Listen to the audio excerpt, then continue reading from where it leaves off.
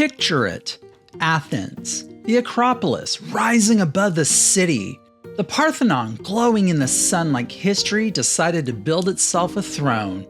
It is one of the most famous monuments in the world, a symbol of ancient Greece, a symbol of democracy, a symbol of classic beauty, and also a symbol of one of the messiest custody battles in art history, because some of the most important sculptures from the Parthenon are not in Athens. They are in London, at the British Museum, and they have been there for more than 200 years.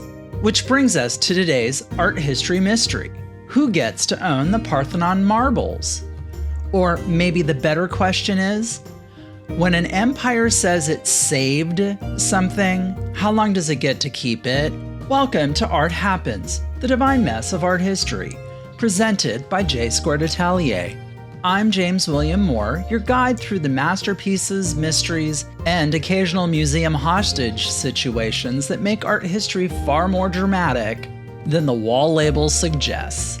And today, we're talking about empire, museums, cultural heritage, restitution, and the long-running argument over whether saving art can also mean keeping it hostage. The Parthenon was built in the 5th century BCE, during the height of ancient Athens. It was dedicated to Athena, the city's patron goddess, and it was not just a building. It was a statement, a religious statement, a political statement, an artistic statement. Basically, Athens looked at the ancient world and said, we're doing columns, sculptures, mythology, proportion, and civic branding. And we're doing it better than you. The Parthenon was covered in sculpture. There was dramatic mythological scenes, battles carved into stone, and a long frieze wrapping around the building like a marble procession frozen in time. These sculptures were not decoration in the throw pillow sense. They were part of the building's meaning. Stone as story, marble as memory. But history, being history, got rude. Over the centuries, the Parthenon became a church, then a mosque, then a gunpowder magazine. And in 1687, during a Venetian attack, that gunpowder exploded. So yes, if you have ever looked at the Parthenon and thought, that seems incomplete, well, you'd be correct. Part of it was literally blown apart. And into that already damaged monument walks one of the most controversial figures in museum history, Lord Elgin. In the early 1800s, Greece was under Ottoman rule. Lord Elgin was the British ambassador to the Ottoman Empire, and he wanted access to the Acropolis. At first, the project was framed as a study. His team would draw, measure, make casts, document the sculptures. Very scholarly, very Enlightenment. Very, we are here with notebooks and absolutely no imperial baggage. But then things escalated. Elgin's agents removed major sculptures from the Parthenon and shipped them to Britain. Parts of the frieze, parts of the metopes, pedimental figures, architectural fragments. And this is where the mystery begins to snarl. Elgin claimed he had permission from Ottoman authorities. The British Museum has long argued that the sculptures were legally acquired. But Greece has argued that permission from an occupying empire is not the same thing as consent from the Greek people. And the original paperwork? Let's just say the receipts are not exactly sitting there in a neat little folder labeled, yes, Lord Elgin may take the Parthenon. So this becomes an art history mystery with missing receipts.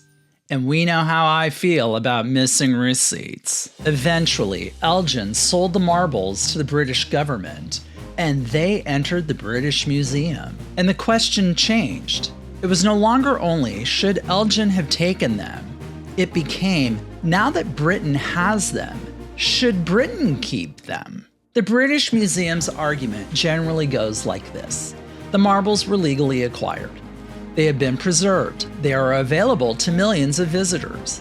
And in London, they can be seen alongside art from Egypt, Assyria, Rome, and other ancient cultures. In other words, the museum says the sculptures are part of a global story. That sounds polished. It sounds reasonable. It sounds like a sentence that has been buffed by 12 committees and a legal department. But Greece hears something very different. Greece argues that these are not random Greek-ish objects. They are pieces of the Parthenon. They are made for that building. They were cut from that building. They belong in relationship with that building. That is not like returning a vase to a shelf. This is like returning a missing chapter to a book, or the lead singer to the band that has been forced to perform as a confusing instrumental act for 200 years. And here is where the old museum argument got weaker. For years, people asked, well, where would Greece even put them? And Greece answered, oh, darling, we built a museum. The Acropolis Museum opened in 2009. With a gallery designed to show the Parthenon sculptures in relationship to the monument itself. And from that museum, you can see the Acropolis. So in Athens, the missing pieces are not invisible. Their absence is part of the display. The gaps speak. This is where the Parthenon marbles become bigger than marble, because museums around the world are being forced to ask, what should happen to objects taken during empire, occupation, war, unequal diplomacy, or theft wearing a nicer coat? Museums also tell a heroic story about themselves. They saved art, they preserved culture, they protected fragile objects. And sometimes that is true. But here is the uncomfortable part. Saving something does not mean you own it forever. You can conserve something and still need to return it. You can protect something and still be holding it under ethically questionable circumstances. You can write the world's most beautiful wall label and still be standing in front of disputed property. This is the heart of this mystery. Do museums exist to own the world's heritage or to care for it? Because those are not always the same thing. Restitution is often treated like a threat, as if returning objects means museums will become empty rooms with one sad bench and a gift shop full of panic. But restitution can also mean repair. It can mean collaboration. It can mean telling a more honest story about how collections were built. Because collected in the 19th century is doing a lot of work in some museum labels. Sometimes it means purchased. Sometimes it means excavated. Sometimes it means gifted. And sometimes it means empire was in the room and everyone knew it. Legally, the answer is complicated.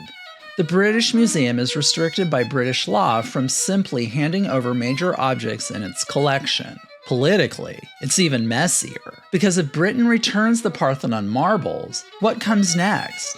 The Benin bronzes? The Egyptian antiquities? Assyrian reliefs? Objects from India? Objects from indigenous communities? And many restitution advocates would say yes, exactly. That is not a reason to avoid the question. That is the question. The fear is not just about one set of sculptures. It is about precedent. It is about power. It is about museums admitting that their collections are not neutral. Some are historical documents written in the handwriting of empire.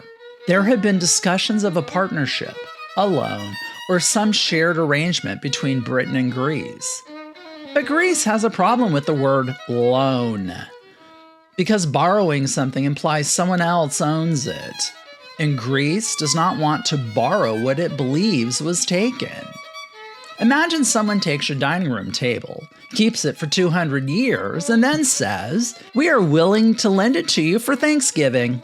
You might respond with something slightly less diplomatic than a museum press release. Lord knows I would. So who gets to own the Parthenon marbles? Maybe that is not the right question. Maybe the real question is, what would repair look like? Would it be permanent return? A partnership? A shared stewardship agreement? A change in British law? Or simply the courage to say, the past was not clean and the museum should not pretend it was. The Parthenon still stands above Athens. Damaged, restored, studied, argued over. And the marbles still sit between two stories. One says preservation. The other says possession. One says world heritage. The other says cultural amputation. And somewhere between them is the uncomfortable truth. Art history is not just about what survives. It's about who gets to keep it. This has been Art Happens, the divine mess of art history, presented by J Squared Atelier. I'm James William Moore. And remember, sometimes the mystery is not where the art came from, it's why someone refuses to send it home.